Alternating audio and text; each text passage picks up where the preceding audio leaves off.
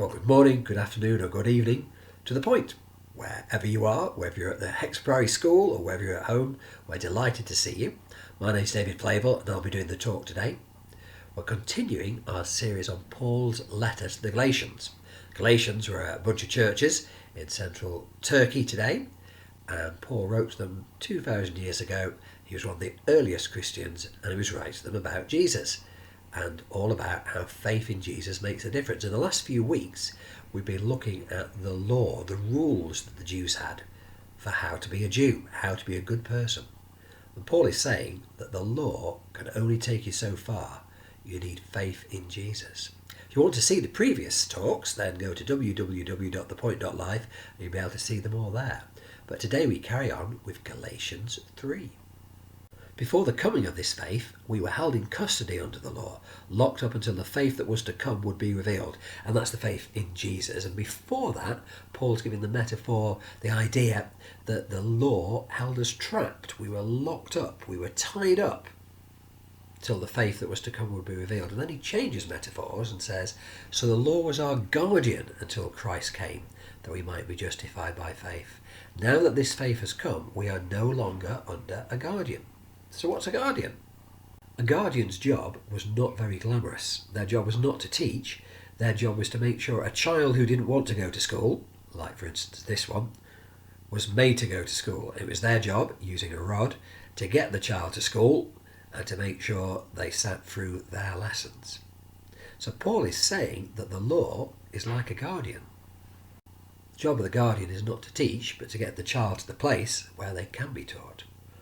But Paul says there's more. So in Christ Jesus you are all children of God through faith, for all of you who are baptized into Christ have clothed yourself with Christ. So now we're children of God. We don't actually need a guardian. We no longer need to be prodded to go to school. We're now taught by the Spirit.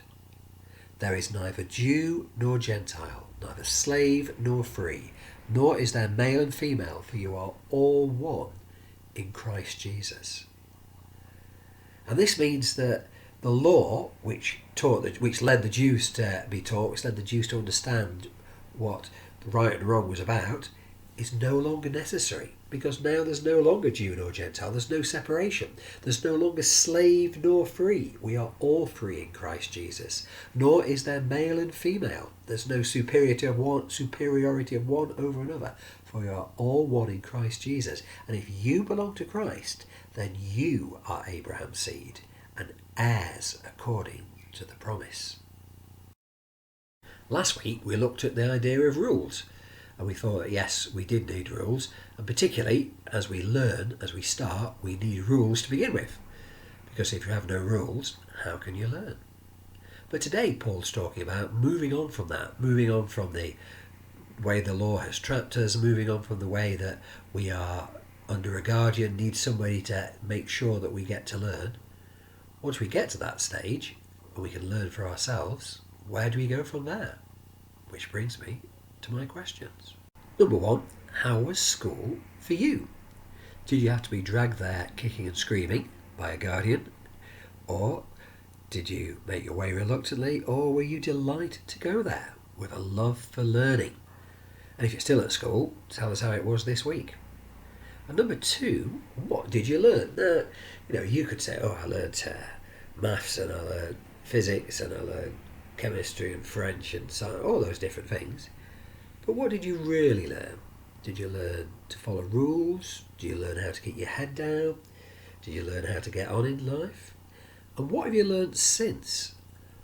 What did you not learn at school? And bring in this sort of analogy, whether you're a Christian or not, if you're not yet a Christian, an analogy that Paul uses of the law, and what did you learn about right and wrong growing up, and what have you learned since?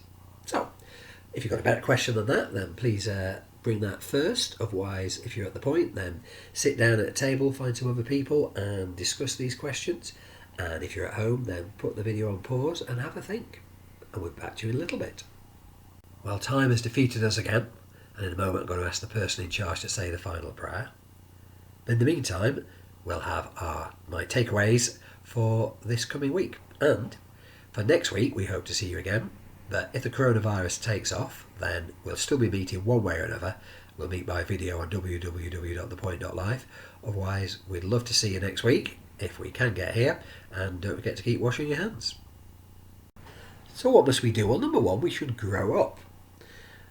Now, by that I mean that we should realise that we're no longer needing a guardian to take us to school, but instead that we are free to follow God and we can take responsibility.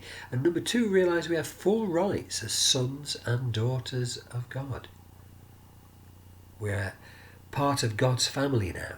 We're not just people who go through the rules and try to obey the rules in order to be accepted. We are accepted for who we are. We are accepted despite who we are, not by obeying the rules. And that leads us, number three, to be secure in the promise. If I tell you you'll be part of the family as long as you behave rightly, then you might spend all your time worrying about whether you are behaving rightly. Are you doing the right thing? Are you behaving in the right way? But when we are promised that we are children of God, it's the promise, not the law, that makes us God's children. Well, it's not the strength of our faith or the strength of our ability to follow God's way that matters. Instead, it's God's promise, and that can never be broken.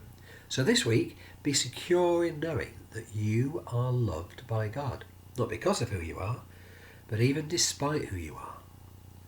And then love the people around you with that in mind. And we'll see you next week.